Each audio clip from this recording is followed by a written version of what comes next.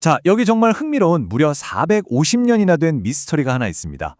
왜 어떤 메시지는 특정 지역에서는 아무리 애를 써도 뿌리내리지 못했을까요?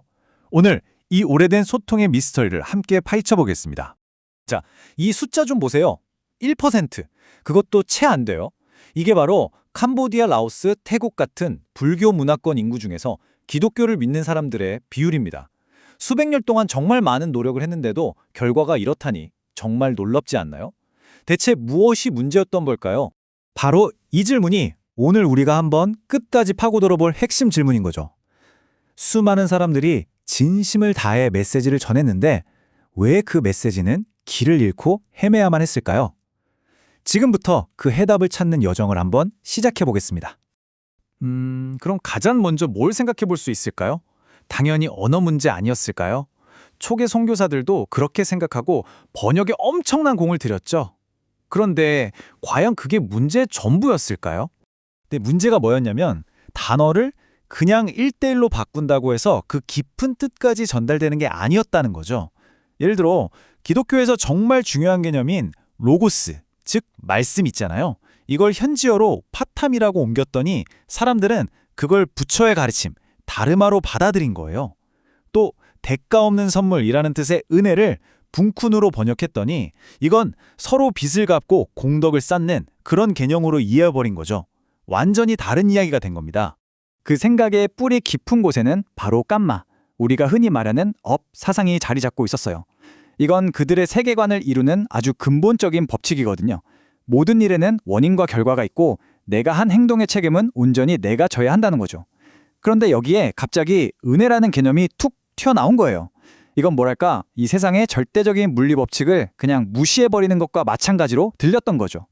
그래서 그럼 문화를 좀 맞춰보자, 이런 시도도 당연히 있었죠. 교회 건물도 현지 스타일로 짓고 예배 때 전통 악기도 사용하고요. 신발을 벗고 바닥에 앉는 것처럼 그들의 관습을 존중하기도 했습니다. 하지만 이런 노력들만으로는 그 핵심적인 소통의 벽을 넘기에는 역부족이었습니다. 언어도 바꿔보고 개념도 설명해보고 문화적인 것도 다 맞춰봤는데 그런데도 이 미스테리는 풀리지 않았던 겁니다. 그렇다면 우리가 뭔가 아주 근본적인 걸 놓치고 있었던 게 아닐까요?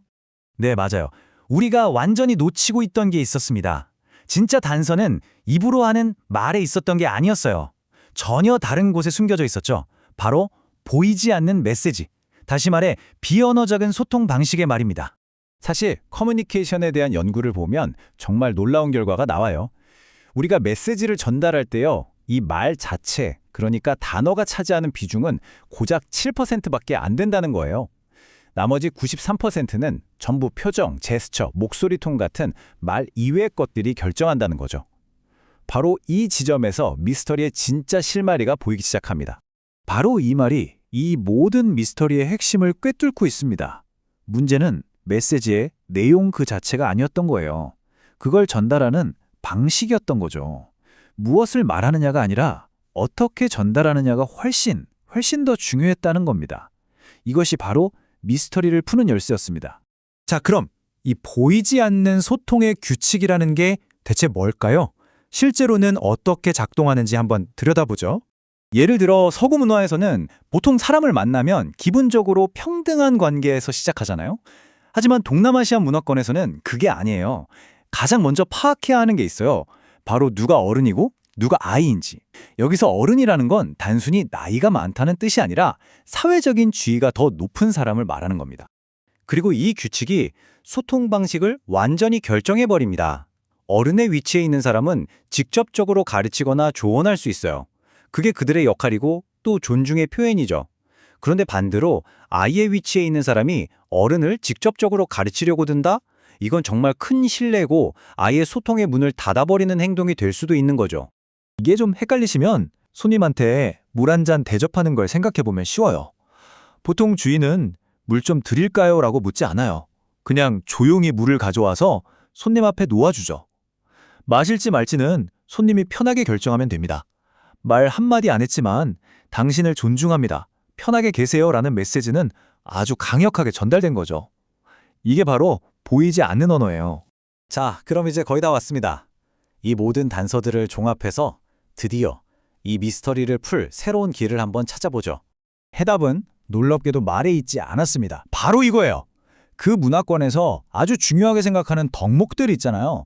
친절하고 다른 사람의 아픔에 공감하고 남의 좋은 일에 함께 기뻐해주고 또 어떤 상황에서도 평온함을 잃지 않는 그런 태도.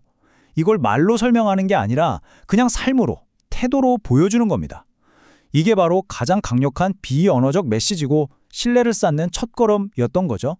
그러니까 결론은 이거죠. 450년이나 된 이 거대한 미스터리를 푸는 열쇠는요, 더 완벽한 단어나 더 논리적인 설명이 아니었습니다. 그 사회가 정해놓은 관계의 규칙을 존중하고 그들이 가치 있게 여기는 덕목들을 내 삶으로 직접 보여주는 것.